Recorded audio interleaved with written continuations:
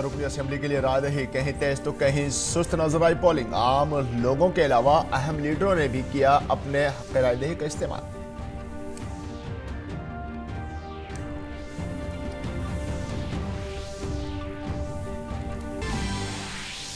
श्रीलंका के वजीर-ए-आजम महिंदा राजपक्ष से दो तरफा बातचीत के बाद वजीर-ए-आजम नरेंद्र मोदी ने कहा, दोनों मुल्क अपने दो तरफा ताल्लुकात नई सतह पर ले जाने पर मुत्तफिक। श्रीलंका में तमिल कम्युनिटी के मफाद में एतमाद बहाल करने के अमल को और मजबूत करने पर जोर। लखनऊ में डिफेंस एक्सपो रस्मी तौर पर इख्तिताम पजीर। आवाम के लिए कल भी खुली रहेगी नुमाइश। 4 रोजा एक्सपो में हुए 200 से जायद समझौते।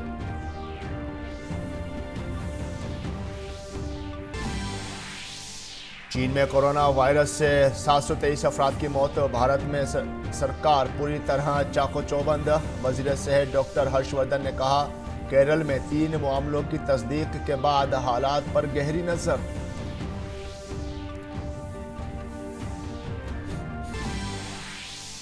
और भारत के खिलाफ न्यूजीलैंड ने जीती वनडे सीरीज। ऑकलैंड वनडे में भारत को 22 रन से दी शिकस्त।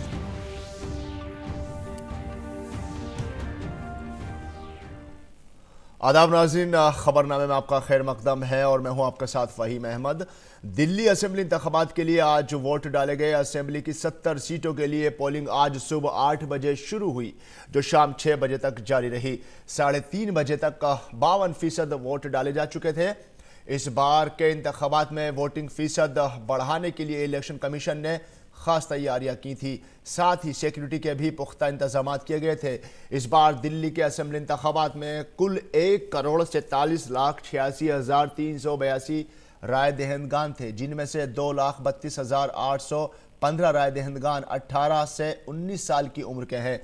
दिल्ली की 70 असेंबली सीटों के लिए 672 उम्मीदवार मैदान में हैं। सबसे ज्यादा 28 उम्मीदवार नई दिल्ली असेंबली हलके से, जबकि सबसे कम 4 उम्मीदवार पटेल नगर सीट से हैं। पुरअमन पोलिंग के लिए सीआरपीएफ की 190 कंपनियां तैनात की गई थी। दिल्ली असेंबली इंतखाबात के वोटों की गिनती 11 फरवरी को होगी। इलेक्शन कमीशन की तैयारियों से राय दहिंदगान काफी खुश दिखाई पड़े। और सदर जमहूरिया रामनाथ कोविंद, दिल्ली के लेफ्टिनेंट गवर्नर अनिल बैजल, दिल्ली के चीफ इलेक्टोरल अफसर रणबीर सिंह ने सुबह अपने हक रायदही का इस्तेमाल किया।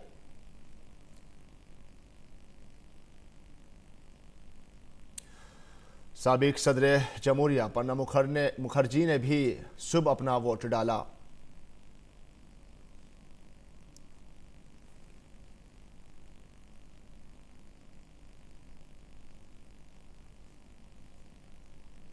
साबिक नायब सदर जमहूरिया हामिद अंसारी ने नई दिल्ली असेंबली हलके में निर्माण भवन के एक पोलिंग मरकज पर अपना वोट डाला। ख्याल रहे कि दिल्ली के वज़ीर आला अरविंद केजरीवाल इसी हलके से अपनी किस्मत आजमा रहे हैं।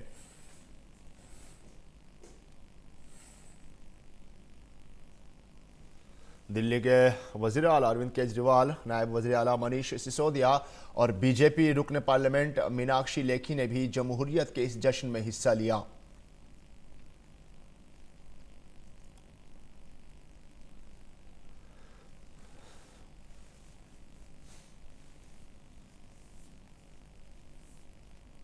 दिल्ली के इस इंतखाबी जश्न में सभी पार्टियों के लीडरों ने भी अपने वोट डाले। मरकजी वजीर doctor Harshvardhan, doctor S Jaishankar, Hardeep Singh Puri ने भी वोट डाले।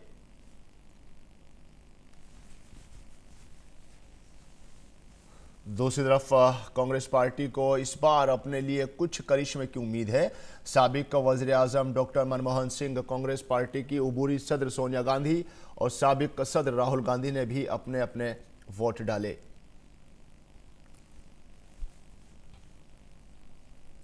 और दिल्ली असेंबली इंतखाबात में आज रायदही के लिए ओखला असेंबली हलके के जामिया नगर के एक पोलिंग मरकज पर वोटर्स की तवील कतार देखी गई, जो वोट डालने के लिए अपनी बारी के मुंतजिर थे। इसके अलावा जश्न के इस माहौल में शाहीन बाग के एक पोलिंग मरकज पर वोट डालने के लिए वोटर्स की तवील कतार नजर आई और जमहूरियत के इस जश्न को मनाया। साथ ही रोहिणी के एक और पोलिंग मरकज पर राय दहिंदों ने वोट डालकर जमहूरियत के जश्न में हिस्सा लिया।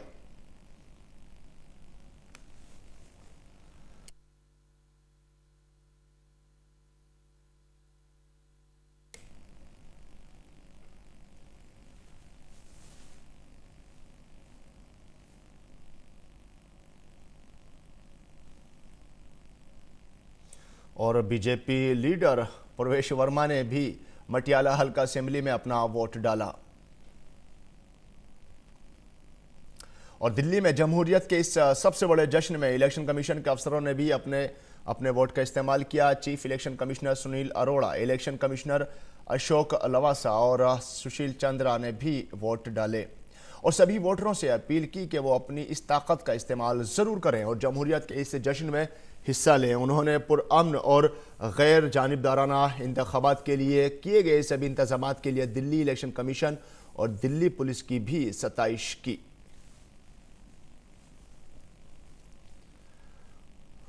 दिल्ली पुलिस को लेके कोई नाराजगी नहीं है। कहीं कोई छोटी मोटा इश्यू हो जाए तो उसी वक्त करेक्टिव एक्शन लेना पड़ता है जी। वरना जो हमारे स्पेशल पुलिस नोडल ऑफिसर है पूरी रंजन और जितने हमारे स्पेशल सीपीज हैं, जॉइंट सीपीज हैं, एडिशनल सीपीज हैं, I think they have been working very hard. In fact I would like to on record compliment our administration, our officers and Delhi police for trying their utmost in very difficult circumstances. Delhi के chief election officer Ranbir Singh ने भी अपना vote डाला।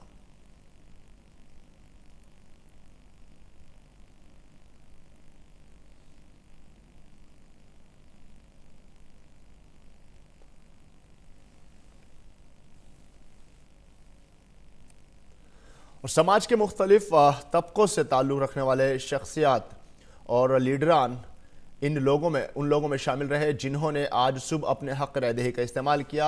इनमें justice R Bhanumati भी शामिल हैं।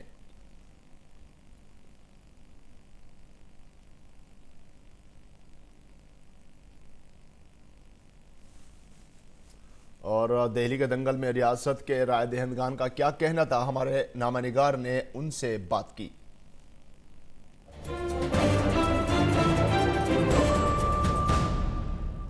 बहुत खुशी है, वोट डाल दिया, उम्र ज़्यादा है, आगे पढ़े ना पढ़े, जो सरकार अच्छी आएगी अच्छा काम करेगी। बहुत अच्छा लगा। हमें सबको घर से बाहर निकलकर मतदान करना चाहिए, ये हमारा मौलिक अधिकार है। इलेक्शन कमीशन को धन्यवाद। और वोटिंग की सारी व्यवस्थाएं बहुत अच्छी हैं, सब कोऑपरेटिव है। मैंने वोट डाल दिया। वोट जरूर डालना चाहिए, ये हमारा अधिकार है। किसी को भी डालें लेकिन डालें जरूर। जो मतदाता हैं दिल्ली के वो काफ़ी उत्साहित हैं। उनका यही कहना है कि वोट जरूर डालें, चाहे वो अपने किसी भी पसंद के उम्मीदवार को चुनें, लेकिन वोट डालने जरूर जाएं।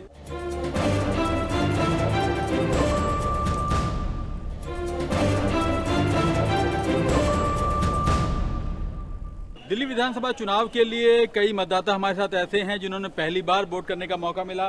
कैसा लग रहा है आपको पहली बार वोट करके? बहुत अच्छा लग रहा है। कितना इंतजार था आपको?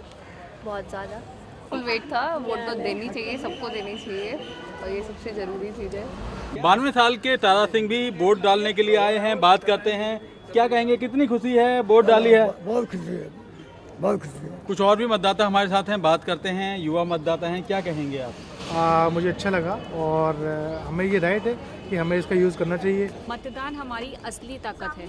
इसके द्वारा हम ये दर्शा सकते हैं कि जनता में कितनी ताकत होती है और हम किस तरह का शासन चाहते हैं। I have opted for the second time while voting and it was a very excellent experience. जो भी आप जिसको भी चाहते हैं उसके लिए आप जरूर वोट करें।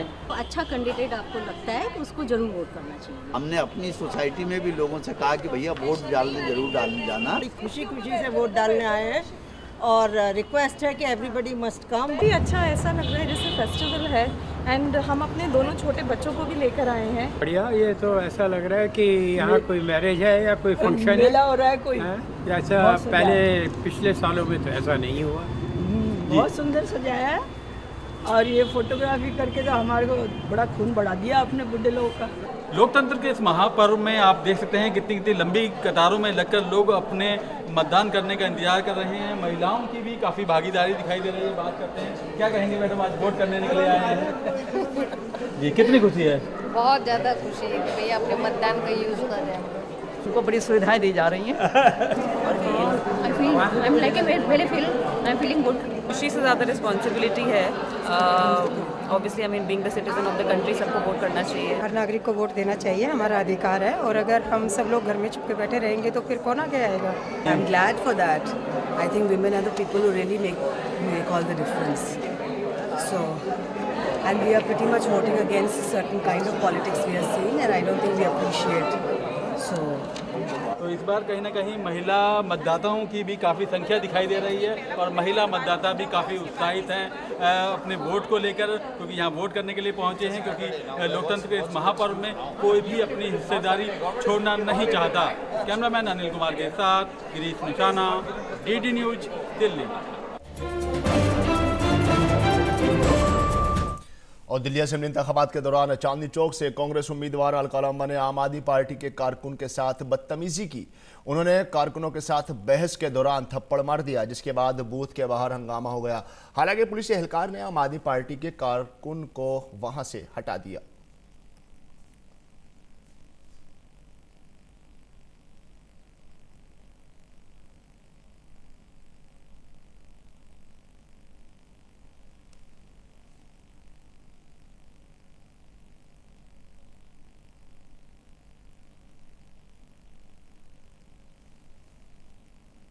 उत्तर प्रदेश की राजधानी लखनऊ में पहली बार मुनक्किद होने वाले डिफेंस एक्सपो का आज आखिरी दिन है और इस दिफाई नुमाइश को आज आम लोगों के लिए खोला गया है। दिफा के शोबे में मुल्क की बहादुरी की अलामत बने इस इनाकाद में शामिल होने के लिए खासी भीड़ उमड़ी है। इस एक्सपो में आज गोमती रिवर फ्रंट पर लोगों के लिए दिफाई अफवाज की बहादुरी की कहानी बयान करने वाले जंगी आलात और जंग की झांकी पेश की गई है, जिसे देखकर लोगों में काफ़ी जोश और खरोश है। Digital transformation of defence theme पर होने वाला ये एक्सपो हर लिहाज से अब तक का सबसे बड़ा इनकाद है। एक्सपो में 150 से ज़्यादा गैर मुल्की समेत 1000 से ज़्यादा जंगी सामान बनाने वाली कंपनियों ने अपनी मसनूआत की नुमाइश की है।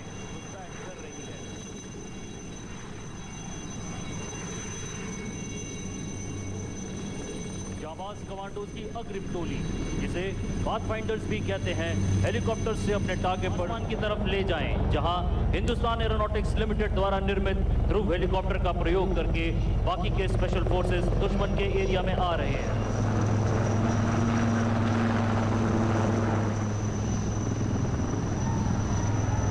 पाथफाइंडर्स ने पीले रंग के स्कोप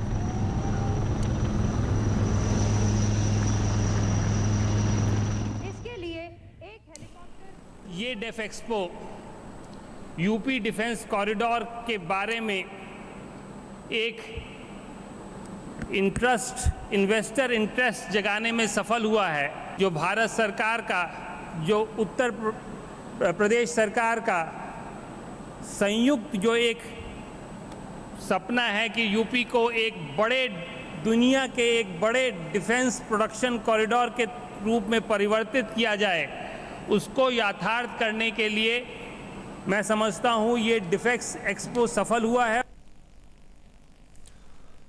और वज़ीर दिफा राजनाथ सिंह ने कहा है कि डिफेंस एक्सपो के दौरान लखनऊ एलामिया को अपनाया गया, जिसमें दहशतगर्दी के खिलाफ लड़ने और खुफिया इत्तलात को मुश्तरक करने के काम में ताउन में इजाफा करने की अपील की गई। लखनऊ कॉन्क्लेव में लखनऊ डिक्लेरेशन को भी अडॉप्ट किया है और इसमें मुख्यतः आतंकवाद के बढ़ते खतरों से निपटने के लिए कोऑपरेशन को और बढ़ाना, इंफॉर्मेशन की शेयरिंग करना, इंटेलिजेंस की शेयरिंग करना, सर्विलेंस को शेयर करना और मैरीटाइम सिक्योरिटी को संरक्षण प्रदान करना आदि, यह सब सारी चीज़ें इसी के अंतर्गत शामिल हैं।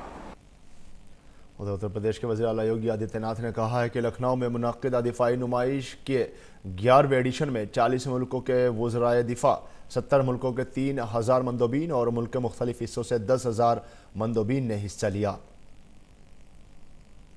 पहली बार 40 देशों के रक्षा मंत्री 70 देशों की सहभागिता के साथ 3000 से अधिक फॉरेन डेलीगेट्स किसी आयोजन में सहभागी बने।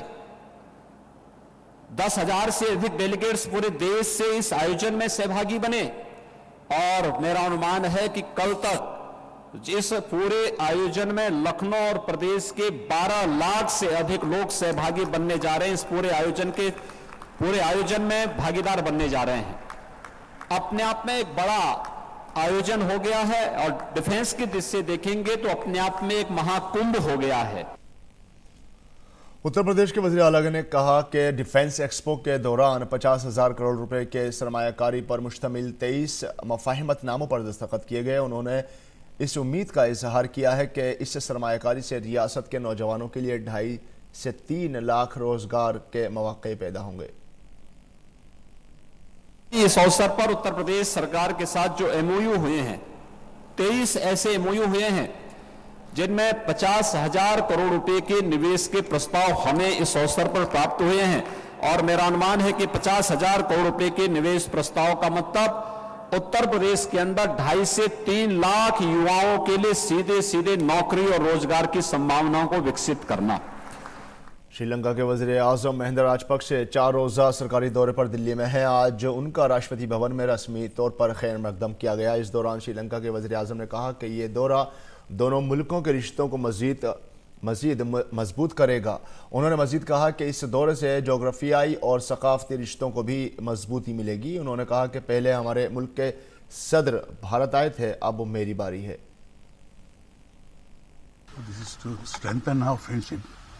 and relationship between two countries, and with geographically, culturally,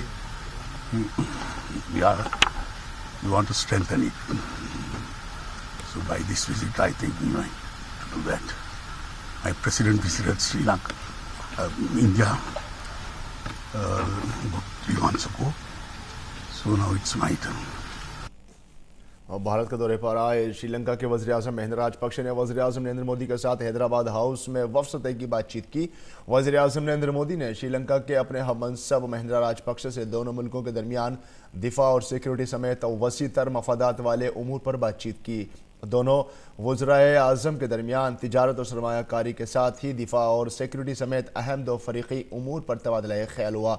इसके अलावा दोनों मुल्कों ने दहशतगर्दी के मामले में ताउन में इजाफ़ा करने पर भी इत्तेफाक ज़ाहिर किया। वफ़द सतह की बातचीत के बाद मुश्तरका प्रेस कॉन्फ्रेंस में वज़ीर आज़म ने कहा कि दहशतगर्दी के खिलाफ दोनों मुल्कों ने मिलकर लड़ने के अज़्म का इयादा किया है। वज़ीर आज़म मोदी ने कहा कि दोनों मुल्कों ने खुले दिमाग से तमिल मामले पर बातचीत की। वज़ीर आज़म मोदी ने श्रीलंका हुकूमत से तमिल लोगों की उमंगों की तकमील की उम्मीद का इज़हार किया। वज़ीर आज़म ने श्रीलंका हुकूमत से तमिलों के दरमियान एतमाद पैदा करने के लिए अपनी 13वीं आइनी तरमीम को बहाल करने की अपील की है। श्रीलंका के वज़ीर आज़म महिंदा राजपक्षे ने पड़ोसी पहले की पॉलिसी के लिए वज़ीर आज़म मोदी की सताइश की। उन्होंने दोनों मुल्कों के ताल्लुकात को मज़ीद मजबूती देने का यकीन दिलाया। दिल्ली में प्रोग्रामों के बाद महिंदा राजपक्षे वाराणसी, सारनाथ, बोधगया और तिरुपति भी जाएंगे। आतंकवाद हमारे क्षेत्र में एक बहुत बड़ा खतरा है। हम दोनों देशों ने इस समस्या को डटकर मुकाबला किया है। पिछले साल अप्रैल में श्रीलंका में ईस्टर डे पर दर्दनाक और बर्बर आतंकी हमले हुए थे। ये हमले सिर्फ श्रीलंका पर ही नहीं, पूरी मानवता पर भी आघात थे और इसलिए आज की हमारी बातचीत में हमने आतंकवाद के खिलाफ अपना सहयोग और बढ़ाने पर चर्चा की। मुझे इस बात पर प्रसन्नता है कि भारत के प्रमुख ट्रेनिंग संस्थानों में आतंकवाद विरोधी कोर्सेज में श्रीलंका के पुलिस अधिकारियों ने हिस्सा लेना शुरू किया है। दोनों देशों की एजेंसीज के बीच संपर्क और सहयोग को और अधिक मजबूत करने के लिए भी हम प्रतिबद्ध हैं। श्रीलंका में रिकंसिलिएशन से संबंधित मुद्दों पर हमने खुले मन से बातचीत की। मुझे विश्वास है कि श्रीलंका सरकार यूनाइटेड श्रीलंका के भीतर समानता, न्याय, शांति और सम्मान के लिए तमिल लोगों की अपेक्षाओं को साकार करेगी। इसके लिए ये आवश्यक होगा कि श्रीलंका के संविधान में 13वें संशोधन को लागू करने के साथ साथ रिकंसिलिएशन की प्रक्रिया को आगे ले जाया जाए। और अब बात कोरोना वायरस की। चीन में कोरोना वायरस का इन्फेक्शन बढ़ता जा रहा है और चीन में अब तक 723 अफराद की मौत हो चुकी है। दुनिया के कई मुल्कों में भी इसके इन्फेक्शन का असर देखने को मिला है, जिसकी रोकथाम के लिए जंगी पैमाने पर कोशिशें जारी हैं। भारत में भी कोरोना वायरस के खतरे से निपटने के लिए सभी तैयारियां पूरी हैं और मरकजी हुकूमत रियासती सरकारों के साथ मिलकर सूरत हाल पर नज़र रखे हुए है। हुकूमत ने सेहत और ख़ानदानी बहबूद के वजीर की सदारत में वजारती ग्रुप तश्कील दिया है, जो पूरे मुल्क में कोरोना वायरस के इन्फेक्शन के अंदेशे के मद्देनज़र पैदा सूरत हाल पर नज़र रखे हुए है। सेहत की सेक्रेटरी प्रीति सुदन ने कल रियासतों और मरकज़ के ज़ेर इंतज़ाम वाले रियासतों के सेहत सेक्रेटरियों के साथ वीडियो कॉन्फ्रेंसिंग के ज़रिए वायरस से निपटने की तैयारियों का जायज़ा लिया। उन्होंने कहा कि आलमी हालात के पेश नज़र नई वीज़ा हिदायत और सलाह जारी की गई है। और चीन में जारी कोरोना वायरस के कहर के बाद सिंगापुर में भी इसका असर बढ़ रहा है। सिंगापुर में इस वायरस से मुतासिर मरीजों की तादाद बढ़कर 33 हो गई है। चीन के बाद किसी बैरून मुल्क में कोरोना वायरस से मुतासरीन की ये सबसे ज़्यादा तादाद है। सिंगापुर में तेज़ी से बढ़ रहे मामलों के मद्देनज़र अलर्ट की सतह बढ़ाकर और बढ़ा दी गई है और ये इंतबाह उन 3 मरीजों के सामने आने के बाद दिया गया है जिन्होंने कभी चीन का सफ़र नहीं किया था। उन्हें कोरोना वायरस का इन्फेक्शन कैसे हुआ, इस बारे में जांच की जा रही है। और चीन की एक कंपनी ने वुहान में जानलेवा कोरोना वायरस से मुतासिर मरीजों के अस्पताल में काम करने वाले तिब्बी अमले को ज़रूरी चीज़ें पहुंचाने के लिए रोबोट का इस्तेमाल करना शुरू कर दिया है, जो डिलीवरी रोबोट पहचानता है तो वो सारिफीन के फ़ोन पर मजमूआ कोड के साथ एक पैगाम भेजता है जो पैकेट निकालने में मदद करता है।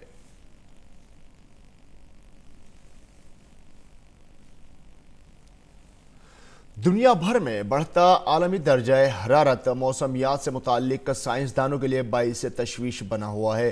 अर्जेंटीना के एक रिसर्च बेस ने अंटार्कटिका बर्रे आज़म में रिकॉर्ड 18.3 डिग्री सेल्सियस दर्जा हरारत दर्ज किया है। जुमेरात को रिकॉर्ड किया गया यह दर्जा हरारत इससे पहले रिकॉर्ड किए गए ज़्यादा से ज़्यादा दर्जा हरारत से 0.8 डिग्री ज़्यादा है। इससे पहले मार्च सन 2015 में 17.5 डिग्री सेल्सियस दर्जा हरारत दर्ज किया गया था।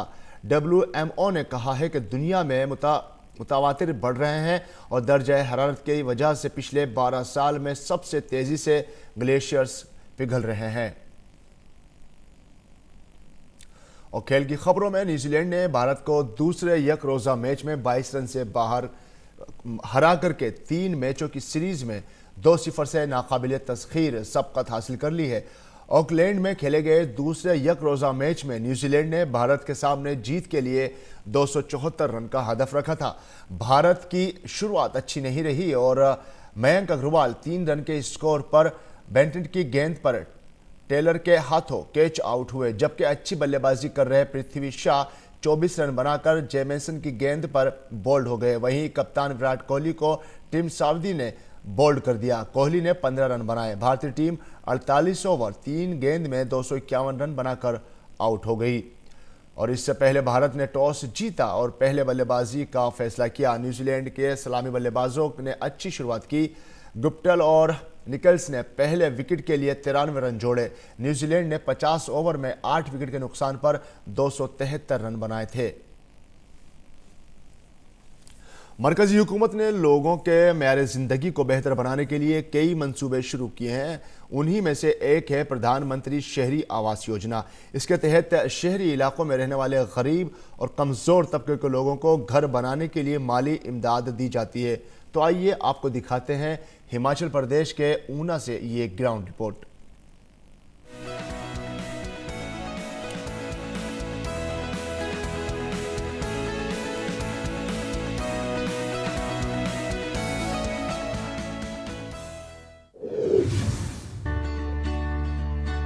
प्रधानमंत्री आवास योजना सरकार की एक ऐसी योजना है जिसका मकसद गरीब तबके के लोगों को पक्का घर मुहैया कराना है।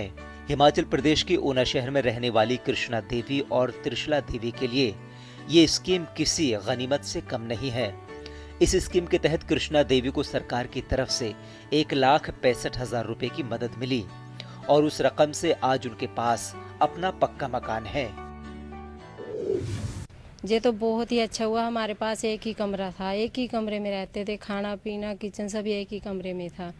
तो 3 बेटियां हैं मेरी, तो पढ़ाई में भी बड़ी दिक्कत होती थी। सारा कुछ एक ही कमरे में होता। जब से हमें ये मिला है ना, पैसे मिले और मकान बना है, तब से हम बहुत, बच्चे भी बहुत अच्छी से तरह से पढ़ रहे हैं और बेटियां भी ट्यूशन भी पढ़ाती हैं। और हमारा तो जैसे कि हम नर्क से निकल के जन्नत में आए हैं सर, ऐसा है।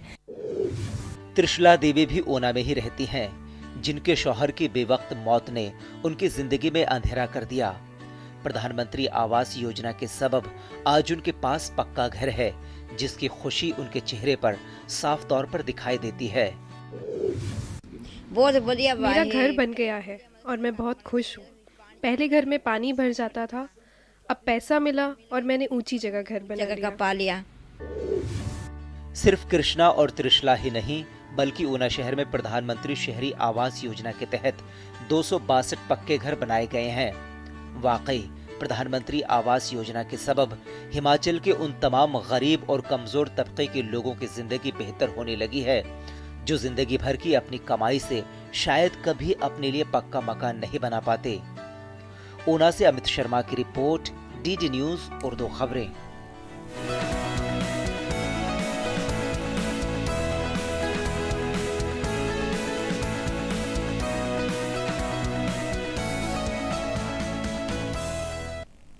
और मुल्क के बहुत प्राइम कोर्स है और इसकी जो नीड है day by day it is actually increasing. यहाँ पे बच्चे माइक्रोबायोलॉजी पढ़ते हैं बट माइक्रोबायोलॉजी ऑफ फूड, बच्चे केमिस्ट्री पढ़ते हैं बट केमिस्ट्री ऑफ फूड।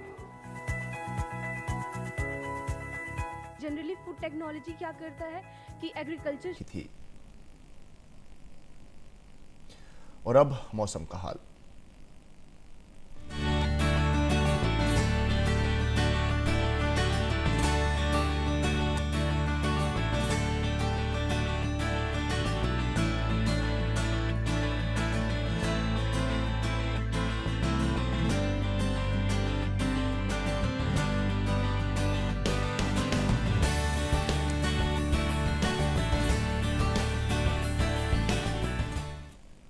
और नाज़रीन, इसी के साथ यह खबरनामा यही मुकम्मल होता है। हमारी पूरी टीम को दीजिए इजाज़त।